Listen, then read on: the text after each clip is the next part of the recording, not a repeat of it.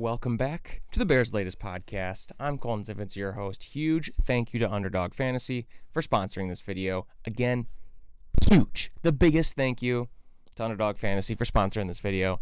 It's episode 120 of the Bears' latest podcast. We're going to peek in at Tyreek. We're going to break down what really happened in this last Bears-Packers matchup in Week 16. But first, as we do on game weeks, it is injury report time. First names that really come out for the Bears: C.J. Gardner-Johnson out. Kyler Gordon questionable. For the full shebang is right here. Amen and Joe Tryon-Shoyinka are also out. The only questionables were the IR guys coming up this week: Kyler Gordon, Braxton Jones. It seems like Kyler Gordon's going to play, and everyone else full participant, fully in the game. All the receivers, Ozzie Trapillo, Grady Jarrett, he's just fine. So what does this mean for us? I think this is our best injury report we've had maybe all season. Incredible timing. We obviously were dealing with like linebacker issues for a couple weeks, and obviously people stepped up, which gives us more depth, which is beautiful. And I hope that Kyler Gordon is the one that really plays, because C.J. Gardner-Johnson being out is pretty big. Maybe I'm just a hater, man. I just don't trust Nick McLeod to save my life. Every time I see him on the field, every time they show him, every time there's a solo Nick McLeod shot on my TV, it's usually Tom Brady saying, all right, well, this is why he was in a bad position. This is why he was doing. It's never, oh, what a great play by Nick McLeod. Maybe I'm dumb. Let me know, because I don't trust that guy with my life. Jalen Jones, who the hell knows? But depth is pretty important, especially right now. It's cold. Injuries flare up. You can't think we're going to be going in actually healthy. So depth will always be needed in the playoffs. Now, for the Packers, two of the bigger names, Zach Tom, Javon Bullard, they are questionable. However, it's very. I saw like a report earlier. I don't know what data it was, but it made sense because the way that the Packers do their injury report is always so vague and weird. So who knows if questionable means anything? Who knows if limited participation meant anything? I don't understand.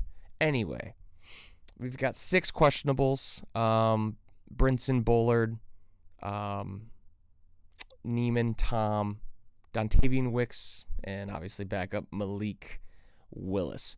What does this mean? There's really no big injury that Packers fans are like leaning on that I've heard. It's not like, man, it's not like when the Bears kept being like, man, I sure hope Kyler Gordon plays this week. I sure hope Jalen Johnson plays this week. I don't think there's any really big ones here for Packers fans. I would assume Tom and Bullard are the two biggest ones, but I think they know what they got, and I think they're going to stick to it. So good news all around. For week-to-week injuries, both of these teams aren't really leaning one way or the other, or like really hoping that there's one guy to stand out that's going to make or break anything. So that's a nice positive twist for us. The most positive that anyone could possibly be is when they think about Underdog Fantasy. Football playoffs are here. Where are they? They are right here. Football playoffs are here, and Underdog is the best place to get in all the gridiron action. Playing on Underdog is easy. Just pick your favorite players. We'll go higher or lower on stats like touchdowns, rushing yards, receptions, and more.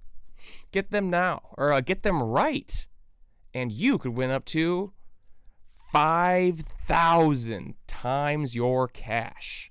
That is 5,000 times your cash if you play the correct game on Underdog Fantasy. Tonight, Friday night on Underdog, I'm looking at Oregon, Indiana. I'm looking at the quarterbacks. I like these a lot. Fernando Mendoza, higher than 208.5 passing yards. He covered that number pretty much 60-ish, 70-ish% of the time, including the first meeting of these two teams. The other quarterback, Dante Moore, His higher lower was at 221.5. I took the lower.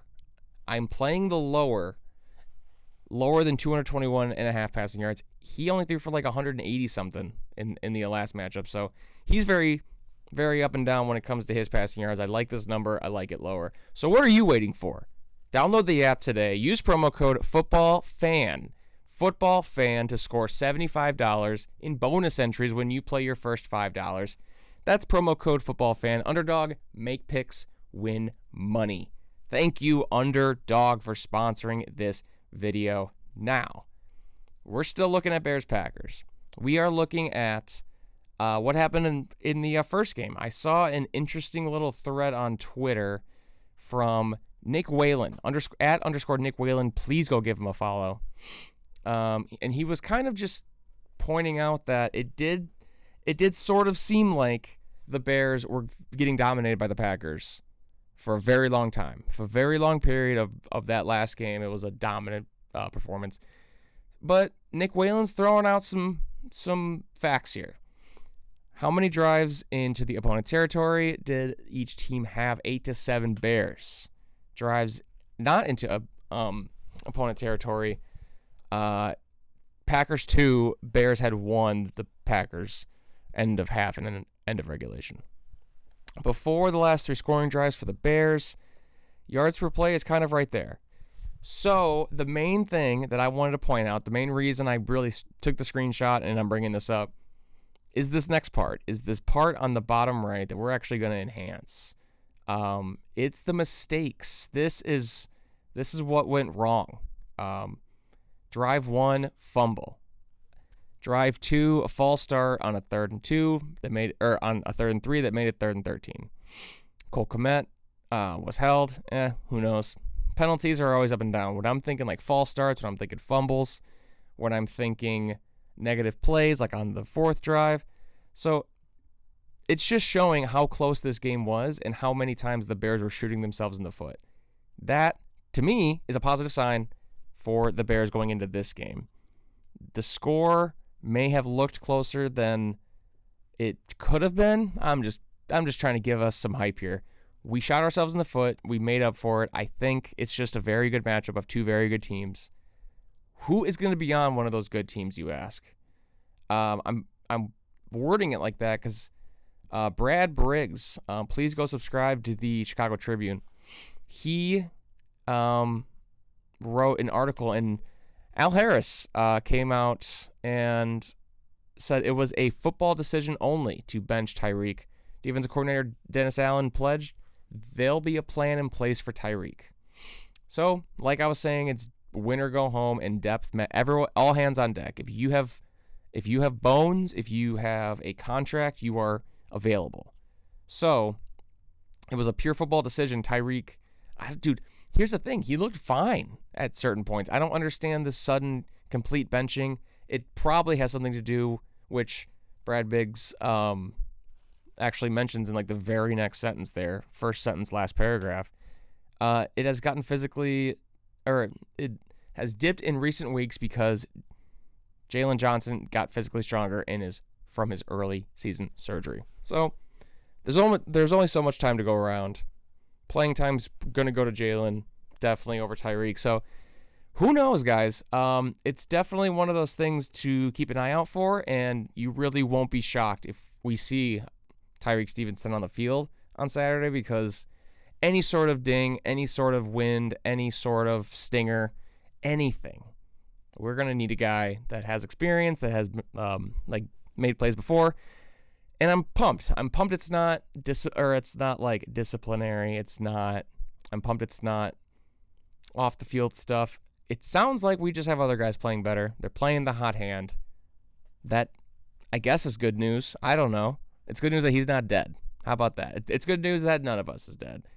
It's great news. Underdog Fantasy, thank you again, sponsoring this video. It's Bears Latest, episode 120. Thank you very much for watching. That's our episode. Last episode, tomorrow, is game day. And I'm so nervous. I'm so goddamn nervous. I love you guys. Thank you for watching. I love Caleb. I love Ben Johnson. This is it. This is our season. So peace and love.